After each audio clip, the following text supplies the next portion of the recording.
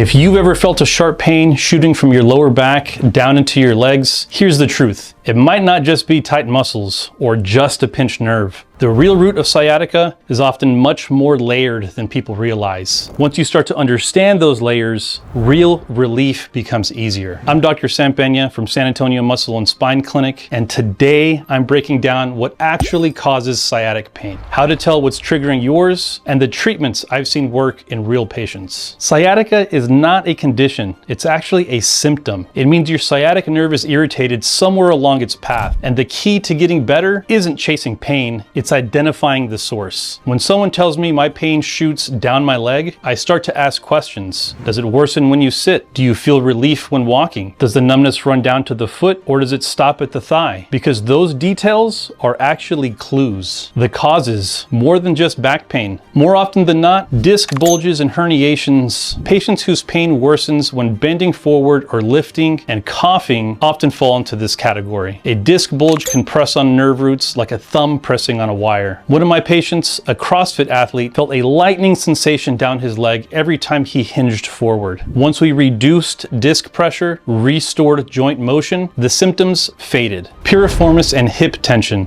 If pain worsens after sitting, especially driving, or feels like a deep ache in the glute, this is a strong candidate. The piriformis is a tiny muscle but sits directly over the sciatic nerve. When it is tight or inflamed, it becomes a vice on the nerve. Spondylolisthesis. Patients whose pain flares with standing, walking long distances, or arching backwards often have this condition. One vertebrae slips forward over the one below, irritating the nerves and causing lower back pain that radiates into the buttocks and thighs. A young athlete I treated felt constant hamstring pain and pulling with back stiffness after extension moves. Stabilizing the slip, strengthening muscles, and support brought full relief. Degenerative or structural changes. For older adults, stenosis or disc height loss can narrow nerve spaces. If pain improves with leaning forward, like pushing the shopping cart, this is a classic sign. What's the point? That patterns matter. Your symptoms tell us a story. What actually helps based on the source? Chiropractic adjustments. When joints regain motion, pressure on the nerves change. Adjustments can feel like opening a kinked garden hose. Soft tissue work for piriformis-driven sciatica. Muscle release is often a game changer. I've had patients who spent months stretching their hamstrings when the real culprit was actually buried deep in their hip. Nerve flossing and mobility. Instead of aggressive stretching, controlled glide movements give the nerve space to move. Targeted strength work.